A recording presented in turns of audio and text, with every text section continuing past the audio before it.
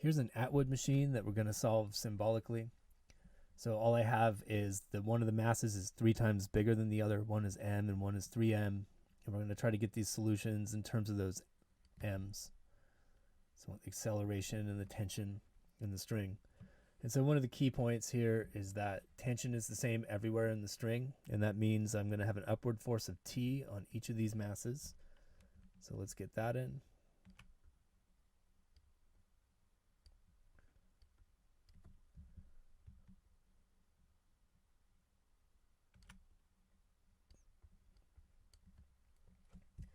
And then, of course, gravity is pulling down on each one of them. The force is 3mg there. And I tried to make that force vector look shorter. That's mg. It doesn't look quite a third as short, but I wanted to make it qualitatively shorter. Now we're going to put the accelerations into the graph. So I know that the 3m is going to win, and the acceleration is actually down. So I'm going to call that the positive direction of the coordinate system when I apply Newton's second law to this mass, and that's going to make a positive number. When I look at this mass, it's definitely accelerating up, which means T is bigger than mg. It's really tempting to say T is equal to mg, but it's not. If it was, the mass wouldn't be accelerating. All right, so what I've done here is set it up so A is going to be a positive number when I apply Newton's law to each of these masses.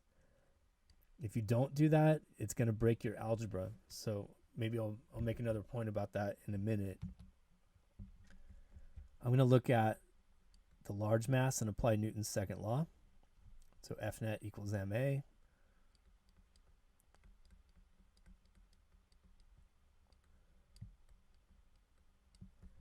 And my positive direction is down, so 3mg is a positive force and T is a negative. And my mass is 3m. When I look at the little mass, apply Newton's second law. Upward is positive, so I have T minus mg equals ma. Now by choosing these different coordinate systems for the different analyses, I've guaranteed that A is going to be positive in both of these equations. If you set it up so that one of these stands for a positive number and one stands for a negative number, then you can no longer solve the system of equations because these A's don't stand for the same quantity. So I'm going to clean things up just a little bit and write it like a system of equations you might see in an algebra class. So 3mg minus T equals 3ma. T minus mg equals ma. And then the standard trick here is to add the left-hand sides, and the t's are going to cancel, negative t and positive t. I also have 3mg and negative mg. That leaves me with 2 mg's.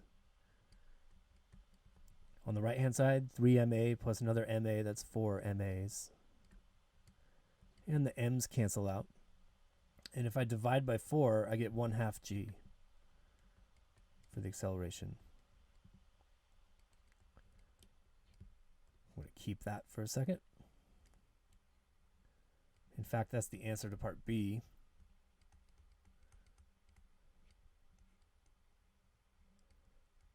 Okay, and then I'm going to use that to figure out the tension. So I can go to either one of these equations and substitute the A back in. The second equation looks a little bit simpler, and I'm going to add mg to both sides of it. So I'll just work over here. So T is equal to mg plus ma. Well, that's just m times g plus a. And a is just 1/2 g.